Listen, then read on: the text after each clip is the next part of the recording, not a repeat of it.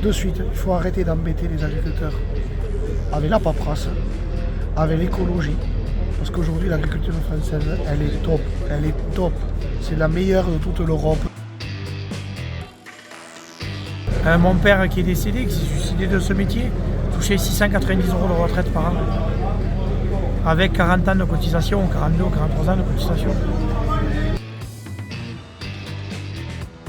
Et aujourd'hui, l'Europe, elle nous met des contraintes, au gouvernement encore plus de contraintes, et c'est ce surplus qui ne va plus, quoi. On est trop, l'administratif, il prend trop le dessus. La préfecture, là, je pense qu'ils en ont assez. Je pense qu'ils ont compris.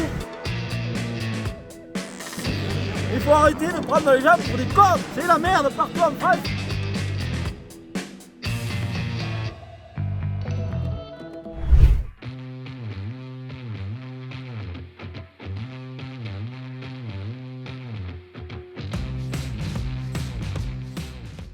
Je m'appelle Baï de Jérôme, je suis agriculteur en polyculture élevage sur la commune de Montesquieu-Vestre. Et aujourd'hui, je suis sur le blocage de l'autoroute à 64 carbone.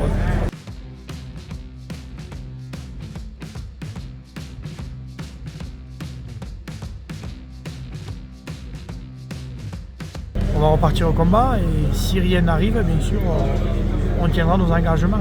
C'est pas compliqué, on était en manifestation mardi dernier à Toulouse, où c'est qu'on attendait des mesures concrètes, des mesures franches. Et au final, ils nous ont baladé une fois de plus, donc la colère est montée, c'était un peu le brouhaha sur la place du Capitole. Mes amis m'ont poussé, ils m'ont dit prends le micro et parle. Et je leur ai dit à une seule condition, c'est où je marche, vous marchez. Et ça a marché. On a galvanisé tout le monde et on est parti. On a plus de 100 personnes, en longueur de journée on a plus de 100 personnes et 300 à 400 personnes le soir sur le blocage. Il ne faut pas raisonner, c'est qu'il faut qu'on comprenne bien le gouvernement. On n'est pas sur une agriculture homogène, on est sur de l'hétérogène complètement. Les secteurs de haute montagne, les secteurs de plaine, même juste d'un secteur à l'autre, même dans la même région, on a des disparités énormes. Aujourd'hui, niveler tout ça, ça me paraît même impossible. Ma première mesure serait essayer de remettre du dialogue avec les agriculteurs. Aller voir sur leur terrain, aller voir la misère, aller voir leurs quotidiens, ceux qui vivent, ouvrir leurs exploitations. Et aujourd'hui, c'est ce qu'on est en train de faire nous avec ce blocage, c'est qu'on n'a pas peur d'amener les caméras dans nos exploitations et voir dans quelles conditions on travaille. Après, on va en dire une deuxième, j'essayerai de redonner une place forte à l'agriculture, au moins dans l'Europe, avec la restriction un peu de concurrence déloyale, où à nous en France on nous empêche de produire, d'année en année on nous empêche de produire et en contrepartie on importe du maïs OGM, du soja OGM, du bœuf aux hormones, du poulet qui n'a jamais vu le jour, du produit bio qui utilise des pesticides et des matières actives interdites en France de conventionnel. Voilà, j'essaierai de remettre cet équilibre et cette logique de l'agriculture française et j'essaierai surtout de faire une agriculture française qui soit forte, qui apporte à l'Europe et essayer d'apporter à l'Europe une agriculture qui soit forte pour essayer de redonner une agriculture européenne très forte au niveau mondial. Le premier truc très important, c'est arrêter, le premier truc, de suite, il faut arrêter d'embêter les agriculteurs avec la paperasse, avec l'écologie. Parce qu'aujourd'hui, l'agriculture française, elle est top. Elle est top. C'est la meilleure de toute l'Europe. On a des agriculteurs. Il faut arrêter de croire que les agriculteurs sont des gens qui veulent empoisonner. Ils ne veulent pas empoisonner. Ils ne veulent pas s'empoisonner à eux. Ils ne sont pas fous. C'est des gens de la nature, issus de la nature. Donc, il faut arrêter de croire à ces mensonges-là. Il faut les laisser faire, les laisser travailler à leur manière. Les dates, ils savent très bien. Un engrais qui vaut une fortune aujourd'hui, ils savent très bien qu'il ne faut pas le mettre à telle époque. Ça ne sert à rien. Donc il faut arrêter de leur mettre des dates butoirs pour ci, pour ça. Il faut arrêter de les embatter avec la PAC. Leur donner la PAC c'est bien, mais là aujourd'hui ils font que les fliquer d'un bout à l'autre. L'irrigation, il n'y a aucune amélioration. Le GNR qui monte de jour en jour avec des fluctuations de marché énormes, c'est une honte. Il fait pas bon être agriculteur aujourd'hui. Aucun corps de métier en France peut supporter ça et va supporter ça. Aujourd'hui, les agriculteurs peuvent supporter ça parce que c'est des passionnés de la terre, c'est des passionnés de leur métier. Vous prenez n'importe qui, n'importe quel salarié d'entreprise ou même PDG d'entreprise ne va pas supporter ce que supportent les agriculteurs. C'est-à-dire on arrête, on change de voie, on vend la boîte, mais jamais il continuera. Les agriculteurs sont des passionnés, des gens qui aiment leur terre et qui aiment leur métier. Il faut les laisser faire vraiment. demain, vite. Si, on nous parle d'écologie, mais aujourd'hui, d'énergie verte, aujourd'hui on veut prendre nos champs pour mettre des panneaux photovoltaïques, alors qu'on a des bâtiments partout, de bâtiments pour nos vaches. Mais aujourd'hui, on a des dossiers d'aide qui pourraient nous aider, mais ils ne nous aident pas. Vous voyez, c'est quand même complexe. J'en aurais plein de mesures. Une concurrence déloyale, on la remettre vraiment, l'interdire, remettre des lois. Renourrir la population française avec des produits français. Et on peut même parler des retraites. Je vais prendre l'exemple de ma mère, 49 ans cotisante, conjointe d'exploitant, 217 € de retraite par mois. Elle a travaillé 49 ans dans sa vie. 217 € de retraite par mois. Mon père qui est décédé, qui s'est suicidé de ce métier, touchait 690 € de retraite par an. Avec 40 ans de cotisation, 42, 43 ans de cotisation. Au bout d'un moment, voilà, c'est que ça prouve qu'on est méprisé et qu'on n'est pas respecté. C'est fou.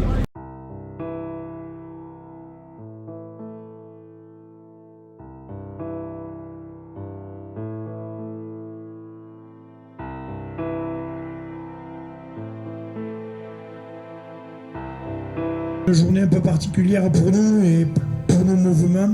Là, c'est pas beau le jeu. On va te virer, ça résonne fort. Ouais. Enfin, au prix où on te paye.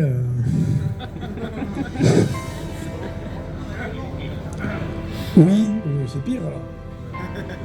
Aujourd'hui, ça a été une journée très très particulière avec le drame qui s'est passé sur le barrage de Pamiers. Donc on a décidé d'aller amener notre soutien aux agriculteurs ariégeois.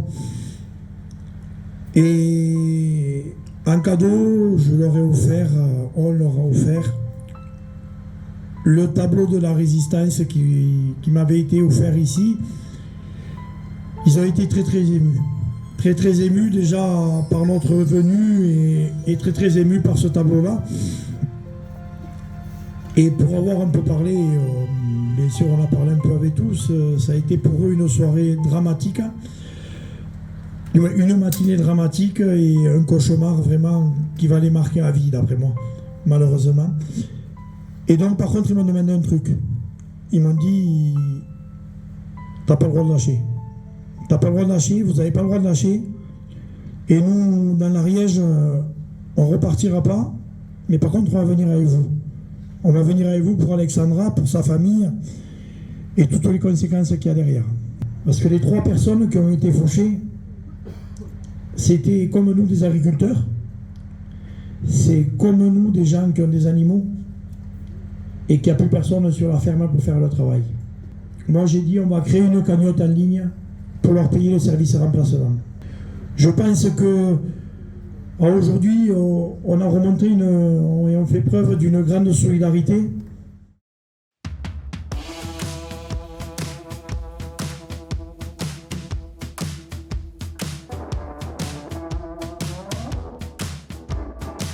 Moi je suis là aujourd'hui parce que l'Europe c'est certainement une bonne chose pour certaines choses, c'est le cas de le dire. Mais aujourd'hui l'Europe elle nous met des contraintes et quand les contraintes elles arrivent déjà assez on va dire grandes et à Paris ils nous remettent au gouvernement encore plus de contraintes et c'est ce surplus qui ne va plus quoi. On est trop, l'administratif il prend trop le dessus. On aide l'Ukraine, il faut aider l'Ukraine et l'Ukraine en contrepartie, le revers de la médaille c'est qu'elle nous envoie des paquebots de céréales à Tarragone en Espagne où nous, nos blés améliorants ou nos blés tendres ils vont en Espagne et aujourd'hui nos blés ils ne sont plus payés, on s'en sort plus. L'irrigation, moi j'ai un lac, j'ai eu des violents orages au mois de juin 23 qui m'ont raviné des cours d'eau pour nettoyer un cours d'eau et tout. La police de l'eau c'est aberrant les dossiers qu'il faut remplir. On achète des terres, on paye, on paye des taxes, après toute notre vie, l'impôt foncier et tout, on ne peut pas faire ce qu'on veut sur nos terres. Aujourd'hui, moi, si on met un produit dans un pesticide ou un insecticide qui coûte cher, on l'utilise à bon escient. Et ce qui se passe, c'est qu'on a des contraintes qu'il faut piloter. Ils croient qu'on balance les produits, mais non, les produits ils coûtent très cher. Et économiquement, on fait très attention à notre portefeuille. Quoi. Indirectement, c'est pour nous. Voilà.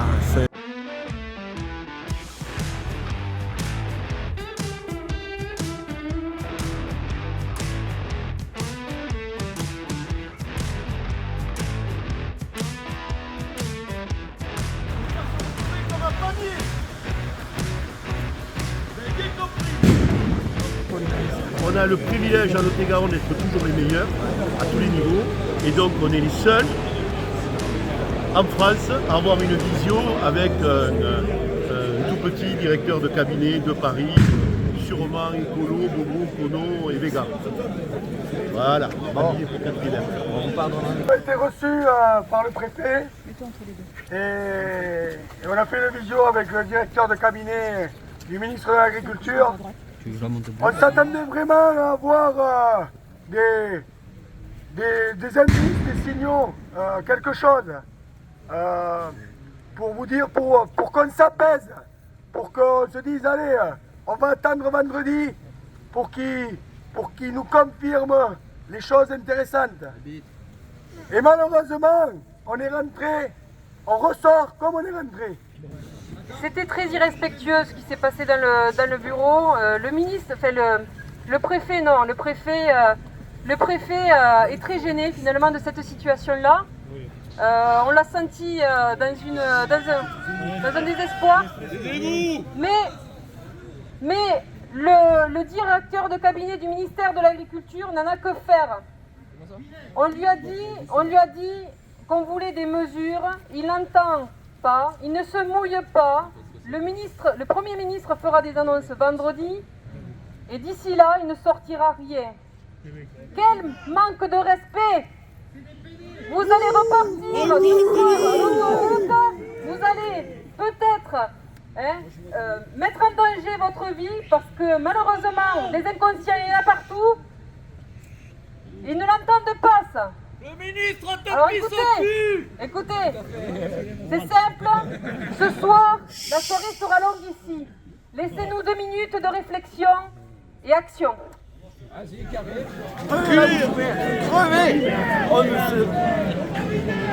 On est indigné par. Vous voyez tout ça là, voilà, de l'or partout. Voilà, allez, on continue. Allez, vive la France, vous allez partout dans tous les bureaux, il y a de l'or partout. Les paysans, on n'a même pas 4 sous pour s'acheter un tracteur, 4 sous. Il faut arrêter de prendre les gens pour des cons. Ah merde, c'est la merde partout en France. Vous devriez l'enculer parce que vous avez pas une douche après.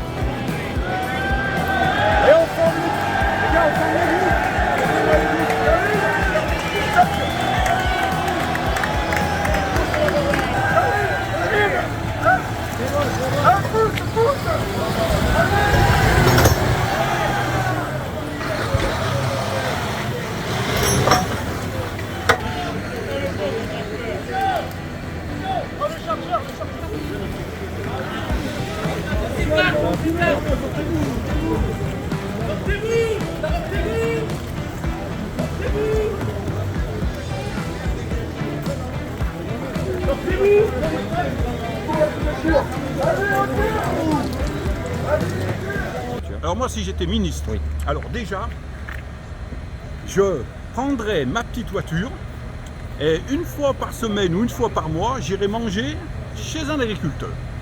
Je l'appellerai au hasard, je lui dirai écoute, je suis ministre, je dirai même pas, c'est Jean-François Favre, ils me connaissent. Je viens manger avec vous à midi ou ce soir, et voilà, et on discuterait. Et j'entendrai le monde agricole.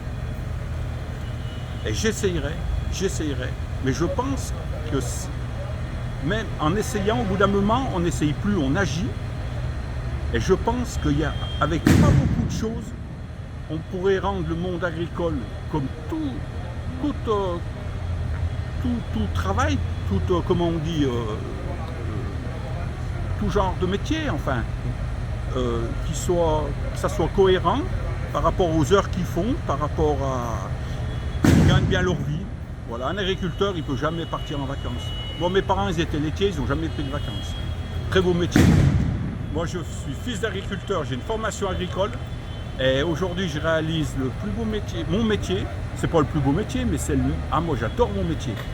J'adore mon métier, mais j'irai jusqu'au bout. Je prendrai le dernier centime en économie pour sauver mon exploitation, mais j'abandonnerai jamais. Jusqu'au dernier centime. Mais mon fils, il est motivé à 4 ans. Oui, même avant, il était avec moi dans le tracteur, il dormait à côté de moi, allongé dans la cabine. Et on s'entend très très bien, mais je suis heureux comme tout. Hein. Ah, moi j'adore mon métier. Hein. Du moment que je peux acheter de la terre, un peu de matériel, j'adore la terre, j'adore le matériel, et que l'assiette le midi, le soir, elle soit pleine, ah moi c'est tout ce qui me va.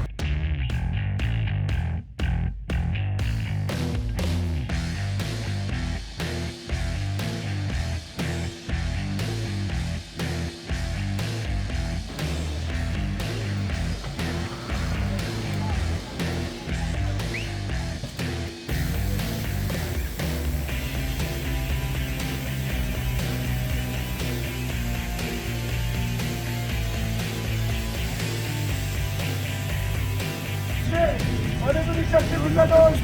Au moins, qu'on nous dise quelque chose. On nous avait Non, vous avancez pas, putain. On nous avait dit. On est venu chercher des annonces, on nous avait dit. À la préfecture, là, je pense qu'ils en ont assez. Je pense qu'ils ont compris qu'on était sacrément incollables. Là, s'ils n'ont pas compris, ils n'ont jamais eu un vrai. Maintenant, vous êtes tous chargés. Tous. Vous savez où sont vos administrations qui vous emmènent. On manque. Allez-y, aidez de malade de sang. Aidez de malade de bébé. Aidez au crédit agricole. Aidez partout. Prenez les tracteurs. Et allez-y chacun où vous voulez. MSA, crédit agricole, IDT, TVST. On vit de partout. Grande surface. Grande surface. On ne part pas. Parce qu'il faut rester encore ce soir et demain. Et en demain, il faut rester. On reste oui ou non? Donc, allez-y, on y va TTT, MSA. C'est parti.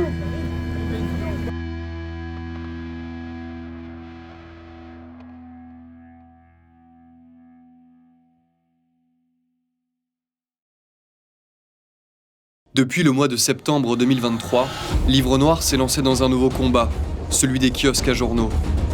Désormais, aux côtés de Libération ou Le Monde, trône un nouveau magazine trimestriel, le vôtre. Après un premier numéro à succès sur l'immigration, notre second numéro, Une terre, deux peuples, vous emmène au cœur de la guerre de civilisation sur notre territoire. N'attendez plus et procurez-vous ce magazine d'enquête en kiosque pour mener le combat à nos côtés. Pour plus d'informations, rendez-vous sur notre site internet www.livrenoir.fr. Bon entretien.